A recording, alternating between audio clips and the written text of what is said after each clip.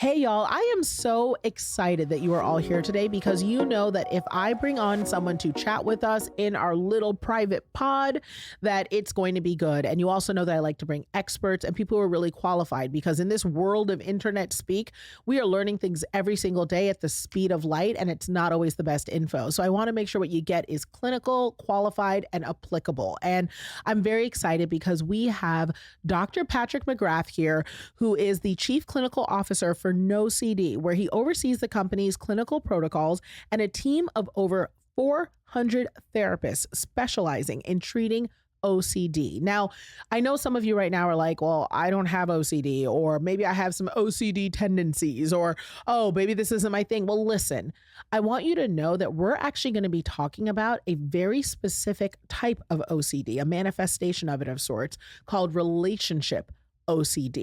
Yeah, you may have never heard about it before. It is new to me, but when I heard about this, I said, hold the phone.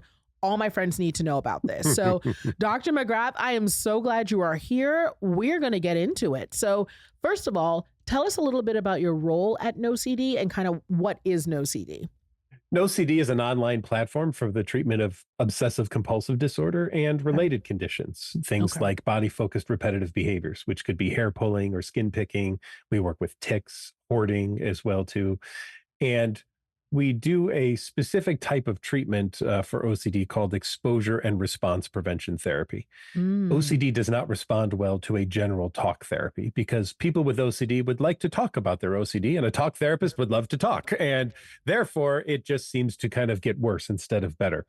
The whole goal that we do is to have people face their fears and learn that they can handle the things that pop into your head. Wow, that's huge. So, first and foremost, then, let's talk about what OCD is, because I Uh-huh. think that a lot of people, I mean, and you are one of the leading experts. You have two books that are all about OCD. I mean, you lead this team.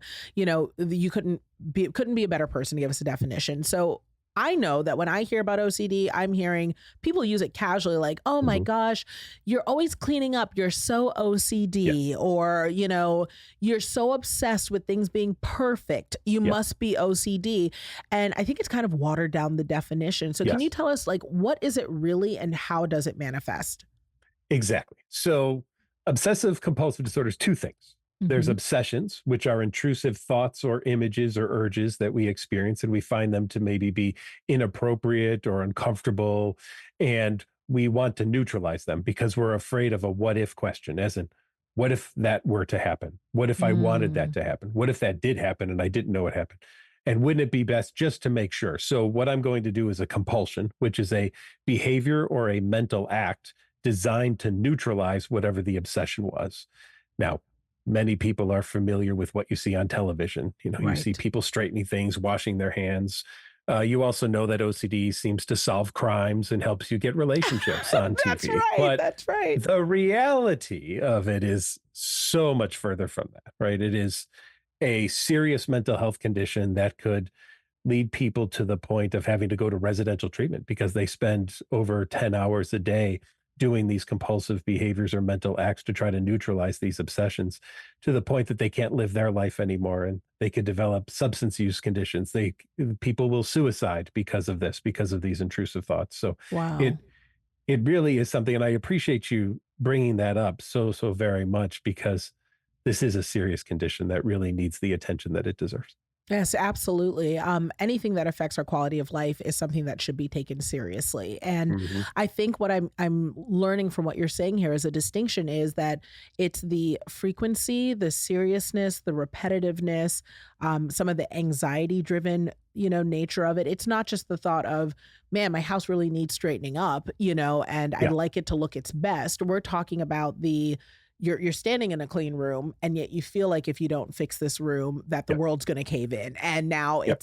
and I can't leave today until it's just right, where it's Yeah. preventing me from doing what would be considered a standardized or normal schedule. Oh, your phrase "just right" is exactly what we use in the OCD community constantly. Mm, Things have to be just right. got it. You And may that isn't be a thing, which I think most of us know in life. I wish just right was a real thing, but I am a yeah. mom to a teenager and I have Ah, learned just right is not a thing. no, no, it doesn't exist. It doesn't exist. Yeah. And it's so important too, because OCD takes on so many themes. And I'm glad you wanted to talk about relationship OCD today, because I think OCD is really limited to people of straightening things, checking the stove to make Yep. sure it's off, and maybe it's a personality quirk. It's also one of the only conditions I know that people recommend you have, as in, wouldn't it be great if we just had a little bit of OCD to help us get through COVID? Oh my gosh, yes. So I am so glad you said that because honestly, people don't think of OCD as not being something. It's kind of like the phrasing, if you're familiar, model minority, where they're like, well, this minority is so good because they're very good at math or they're good at work or they have Hmm. great diligence. And Hmm. you're like, I'm still a minority. I still have struggles. I still have things I'm oppressed around. And Hmm. so, even though OCD may have attributes that manifest in ways that society deems positive, it doesn't change the fact that it's disruptive to the quality of life and ultimately is a condition that requires treatment. Yes, yes. We would never say to someone who is overweight, having a bit of an eating disorder might be helpful. Oh, that's such a great point. That is such a great way to look at it. So let's talk about relationship OCD, which I want to be really clear. Is this like a newfangled spin on it, or is it an evolution or, a better understanding, or has this always been around? Like, what is relationship OCD?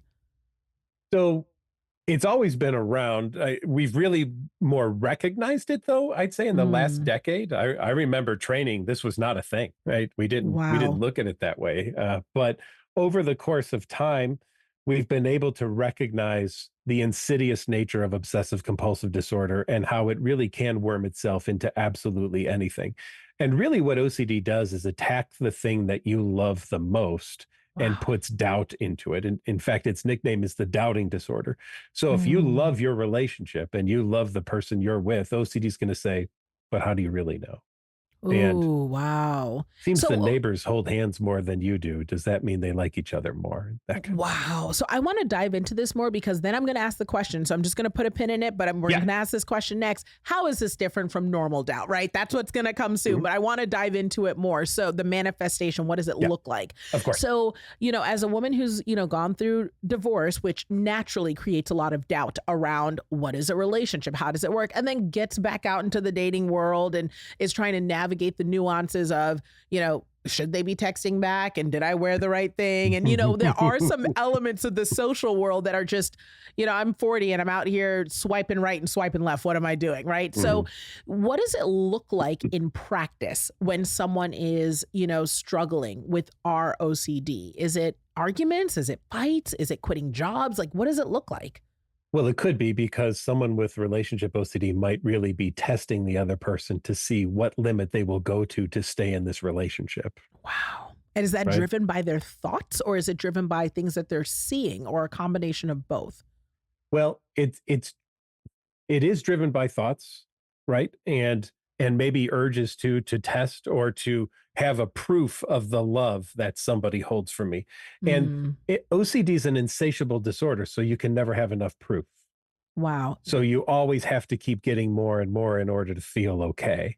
And of course, imagine that pressure on the partner for somebody with relationship OCD. They can Yes. never actually fulfill what needs to be fulfilled. And OCD then will say, oh, well, maybe they're not the one then, right? Wow. So, how does this differ or not share a comorbidity with things like a borderline, person or someone Yeah, who may be a narcissist or someone who, because those are also terms that, frankly, are floating around the internet. People don't know the definition anymore. They use them so yeah, casually. You know, how do we know that it's our OCD yeah, versus something more serious? Or not even more serious, but all serious, but something of a right. different manifestation. At least in OCD, there can be a momentary relief by the experience of the compulsion. And Mm. you're on, I describe it as the hamster wheel of hell, right? You're Mhm. on this thing and you can, okay, I took a break for a second. Oh, I got to get Mhm. back on. And then okay, Right, and then you right. can take another break. In personality disorders like borderline or narcissism, there's no Mhm. break. I mean, that's just the way you live, the way that things Right. are. In this, there's this carrot in front of you that once in a great while you can achieve, even if it's just for a moment. And Mhm. we know from some very basic behavioral techniques, as long as you're reinforced once in a while, you're going to really stick to that behavior and you're going to keep That's doing it. And right. that's what OCD does, right? It's like a Mhm. slot machine. As long as it pays out now and then, you're going to keep pulling that lever to try to But get it that money. doesn't mean it's good for you, and eventually you're gonna go broke. Exactly. Yeah. That's right. Yeah. That's right. So okay, so with ROCD, I imagine that we all have a lot of relationships. That's life, right? It's interpersonal, all the Mhm. things.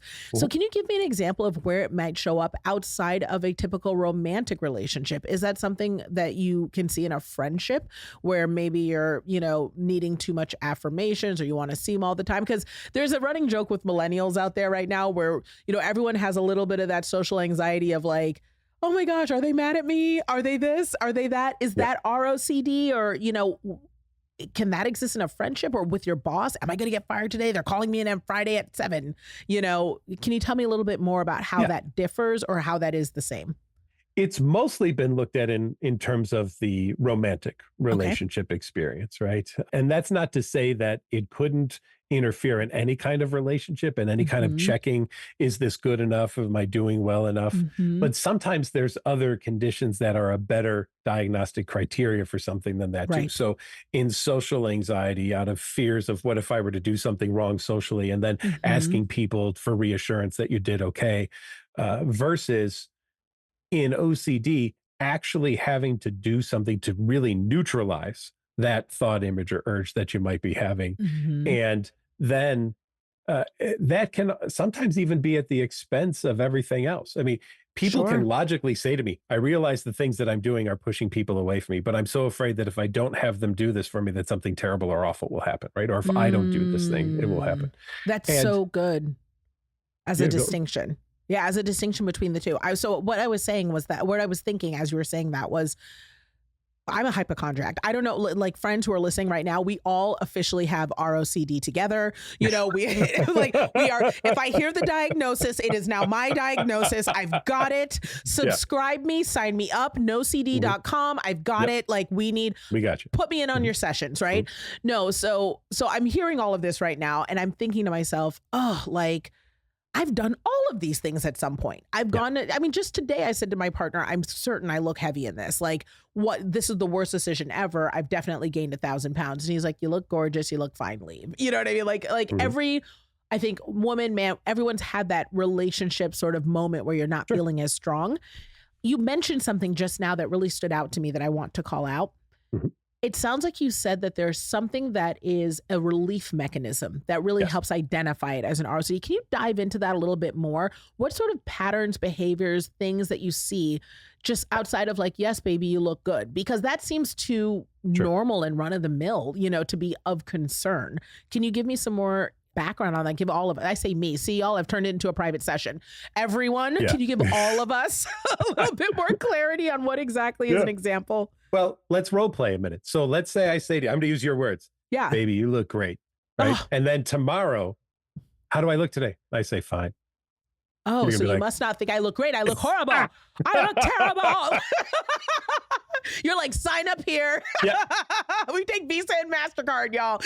yeah. You know, what's funny is that people with anxiety hate compliments. You know Mm. why? Because now you've set the bar. And if I don't get the same compliment or better the next time, I failed.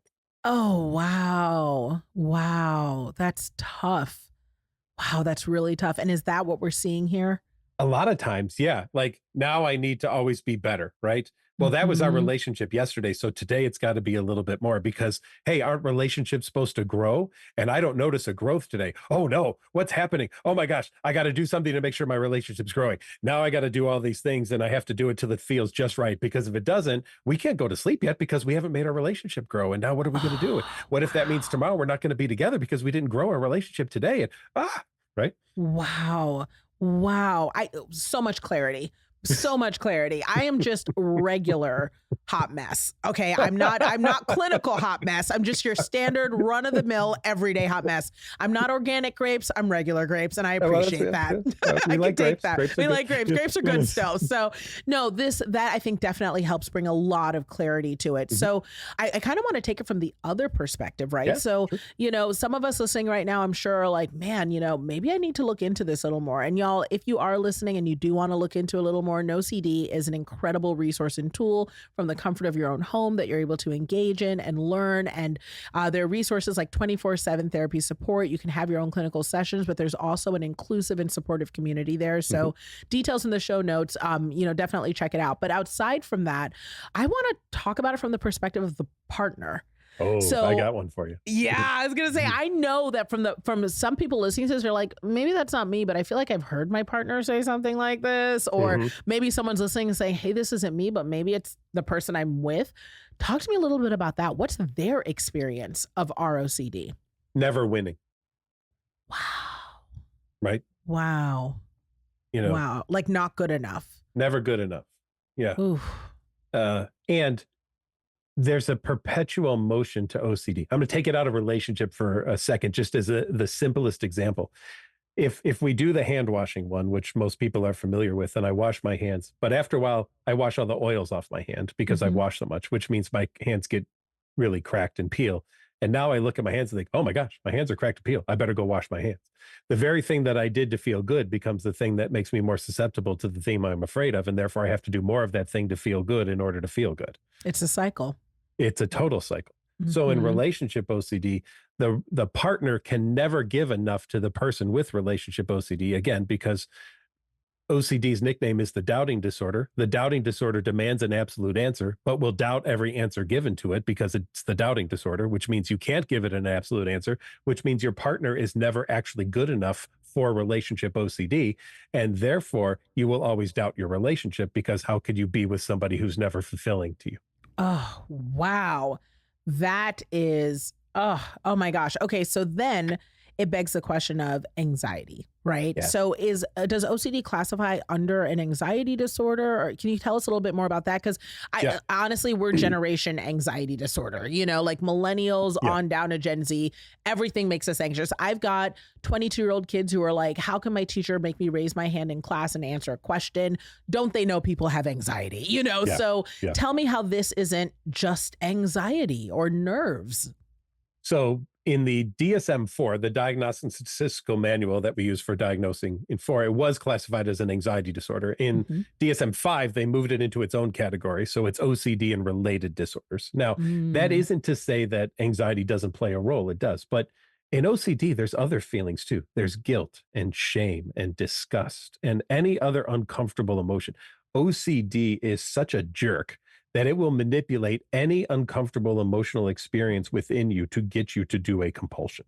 So it Wow. isn't limited to just feeling anxious. It is It's whatever is coupling with the uncomfortable. compulsion. The compulsion part sounds like it's a really huge part of how Oh this is yeah. a little different is that it's Yeah. not just, and I'm calling this out because again, like I said, my fellow hypochondriacs that are out here, it's not just that we have the thought sometimes where we're like, gosh, like could I have done something better, Mhm. or marinating on something a little bit too long.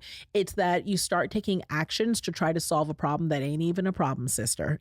So when you start doing behind it and feeling like there's no end in sight, that you can really say that, hey, this is disruptive, this Yeah. isn't, so I want to ask a little bit about when someone starts experiencing OCD, because, I say blessed because I do have people in my family that are, neurodivergent, and Mhm. it presents in lots of different ways. And, I've had experiences with people with personality disorders and all of that. And so knowing that, one of the things that often would come up, if you will, is that they would, I don't want to say self-medicate, but maybe find coping mechanisms Mhm. because, ROCD is, like you said, just coming to the forefront as conversation. So Mhm. there's so many people who've just lived with this or just Mhm. thought maybe I'm not good at dating or maybe I'm Mhm. not good at relationships or I pick the wrong partner. Like you just said, no one is ever quite good enough. At what point are you able to help this person to really say, after 3 partners or after 4 breakups, or if you're finding yourself still obsessing after they're gone, or if you're doing the compulsion, like if he just told me I was pretty 4 times a day and he only did it 3 times, I had to wake him up for the 4th, you know, uh, at that point, is that when you're saying maybe I should see some help? Like, what would you say Yeah. as a doctor is the sign? Yeah. When there's never a finish line, there's a Mhm. problem, right? Mm, There's when goals are unattainable, there's a problem. that's really When good. the idea is that I should feel no discomfort, there's a problem. Because life is uncomfortable. That's just part Yes. of it. It's just what it Yes. is. Yes. Yes. That's good. 100%. That's I good. don't I don't know any relationship that has no discomfort. Oh, yes, that is completely true. That is anybody who's ever been married, we know that that's absolutely the truth. So, Yeah. okay, so what I love to do whenever I have an expert on here is I want to kind of demystify the process of going into treatment. So, I've Sure. done EMDR for over 12 years to handle a plethora of issues that I've discussed here. And so, I just kind of want to say, what does it look like for people to go into their first session with Yeah. NoCD? Because when I hear exposure therapy, that sounds like the worst case scenario. You're telling me you want me to expose myself to the discomfort? No, Yeah. thank you. No CD. So Yeah. walk me through, right? Yeah. Walk me through how this is actually the gold standard in Yes, it is. treatment because it clearly works, but it sounds awful. Yeah. And the example I'll give to people is tell me how you overcome the fear of an elevator without getting on an elevator. I moved to a rancher. Right. And then you spend your life in safety behaviors That's of right. avoidance of everything. That's right. Now, the first thing that we want to do in any session is build great rapport with someone, right? Because who's going to trust me with their innermost secrets in the world if they don't trust me? Right. Because OCD isn't just hand washing. It's also, was that a pothole or did I run someone over and maybe I should drive around the block to see if I just killed somebody? Oh, wow. And OCD is also, I noticed my arm moved slightly when I was walking toward that family. Did that mean I wanted to kidnap their child and molest them in the bathroom and then return them to the family without them knowing that I did that? Oh Right? my gosh. Those are the things that OCD does too. That's Okay? debilitating. That's just Yes, it's exhausting. it's exhausting to Ugh. constantly be wondering what if and checking yourself all the time to make sure. I've had people who couldn't leave their home because they stop in the foyer taking their clothes on and off and checking all the pockets and everything to make sure there's no knives in there so that they don't accidentally stab somebody during Oh, it's an isolating disorder. It sounds like you're Totally. really just you feel very on your own. So if anything, if nothing else, if you're listening to this and you're feeling that isolation, at least being able to utilize a resource like NoCD can give you community, someone to Yes. talk to, because Yes. that first conversation is just that. It's saying, Yeah. look, I'm getting this out loud, so Yes. I'm not just in my head. And do people experience some relief if no exposure, just saying it out Yes. loud? Yes. I Well, imagine and so. finally meeting a therapist who knows what this is and how to treat it is so relieving for people too. Right now, we know Wow. that people with OCD can go 17 years before finally meeting a therapist who knows what it is or how to treat it. That is heartbreaking and It's so terrible. difficult. It's Yeah. terrible. And I think if anyone's listening, we have a lot of mamas that listen. As parents, we are so quick to beat down every door for something for our kids. If our kid has a rash or an itch or is misspelling a word, we will see every specialist on God's green earth just to get him an answer. But when it comes to ourselves, we will live with a discomfort or a thought processy or some difficulty without getting the help. And so 17 years, I mean, when there are answers. So let's go into the answer. So after they've had that initial session where they're already experiencing relief because they're just getting a companionship, you're not standing alone in this discomfort. So after that, there's a series of sessions, I imagine, to kind of start working through this. But are you able to apply what you're learning in real time in your relationships to hopefully experience some growth there? Sure. Because we do this in a hierarchy. We don't throw people in the deep end of the pool and tell you to We sink or love swim. that. We love Okay? that. We like to be We- guppies before we become sharks. That's right. We stick a toe in the water and we see how it feels. And That's so wonderful. I want to promise people that that's the way that this is done. This is not to overwhelm. You're already being overwhelmed enough by the OCD and what it's doing to your life. Mhm. You don't need me to add any more to that. That's I'm right. here to help bring relief. But I'm going to do it by having you stop doing the quick fixes. And I love what you just said, Nicole. If your child was going through detox and you went to visit them and they begged you, Mom, could you please just sneak some vodka in here? Would you do it?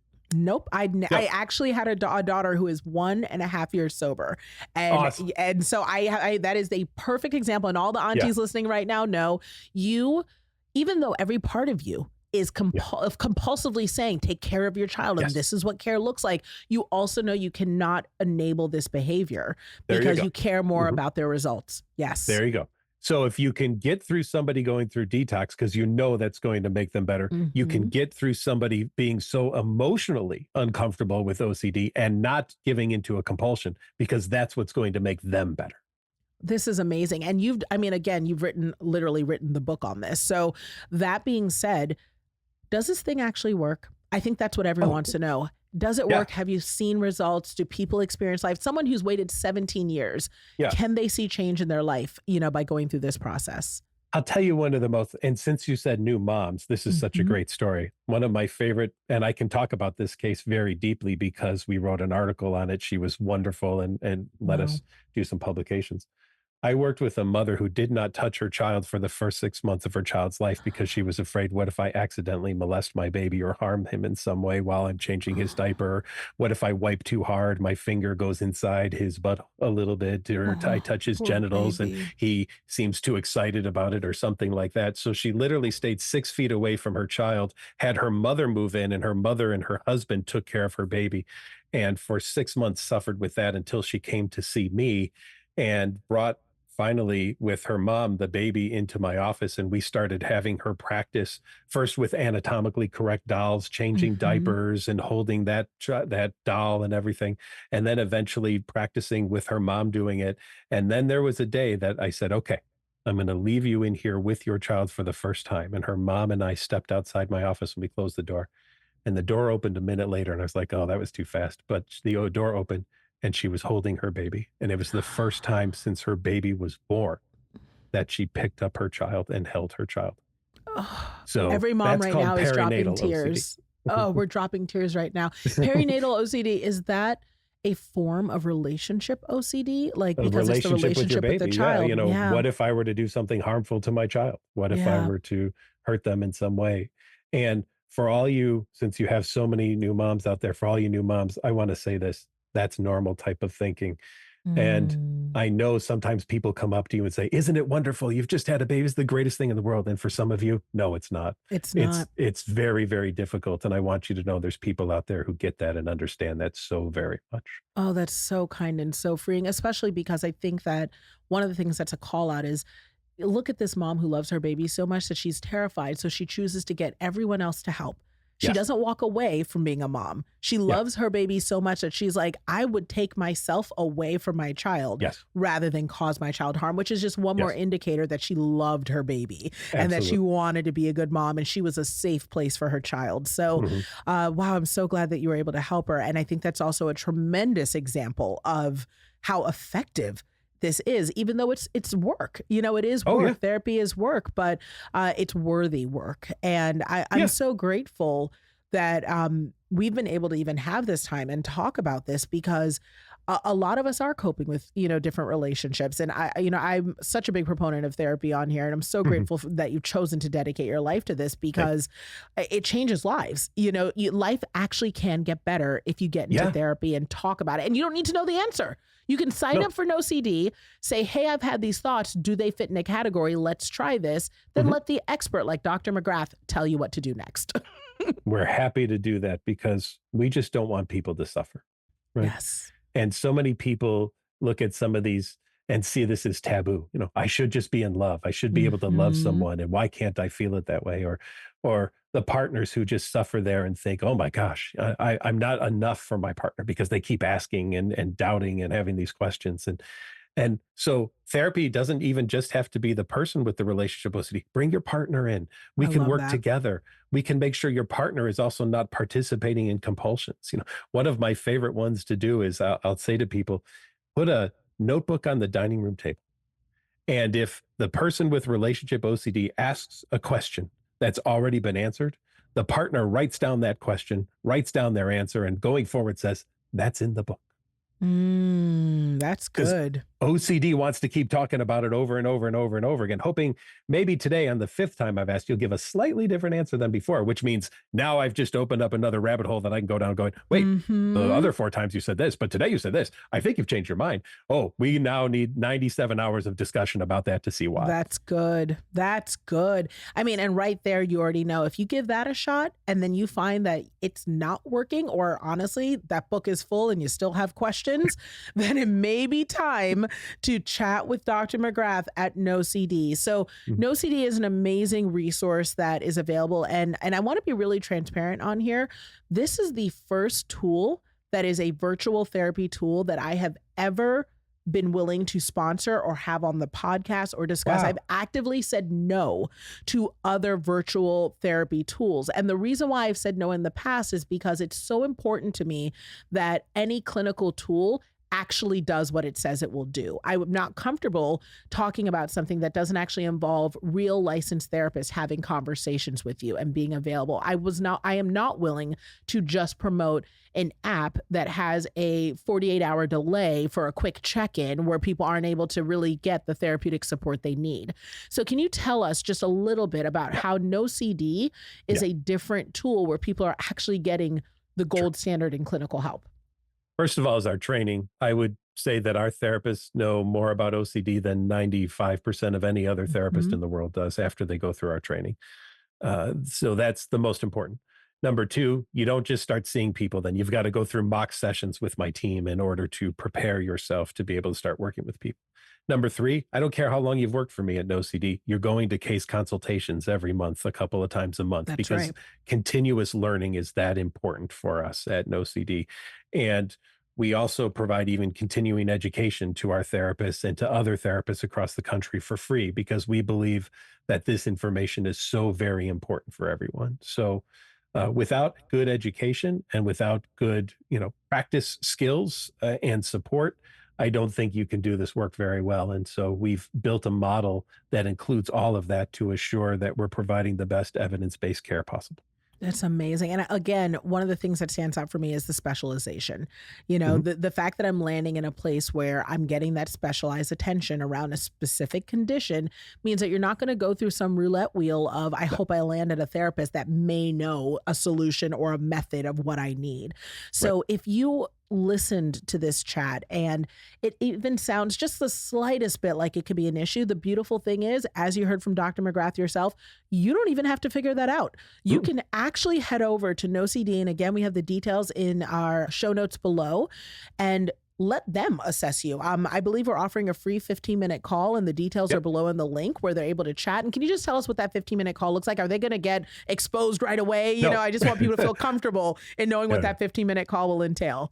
Yeah, our care team, first of all, many of them who have worked with us, who have had OCD and live with it, and they're just there to be able to say, "Hey, we've got people that we feel could be helpful to you. We can make sure your insurance is going to work with us, or set up a payment plan if that's something that you would need." So we just want to help kind of start that journey, right? We Mhm. know that that first call is one of the most difficult things that It's the anyone will ever hardest thing do, to do, but it is, and once you've done that hard step, everything actually feels a little better. And yeah, what I found about therapy is when you do that first hard step, at least you have the information.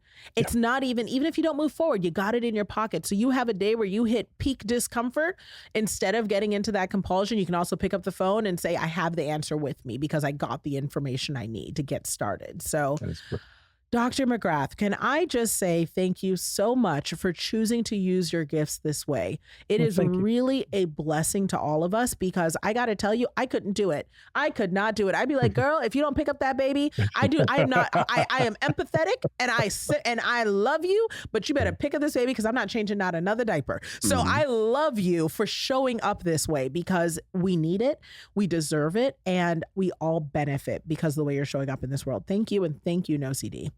Thank you for being here for you and what you do too, and the voice that you have. And to everyone listening, thank you also for vulnerability, I would say, because we all could use a little bit of that and openness in our life and allowance for people to take care of us and not just us having to take care of everyone else. Oh, wonderful. Y'all, you absolutely deserve. Hit the details in the show notes and get the relief that you deserve.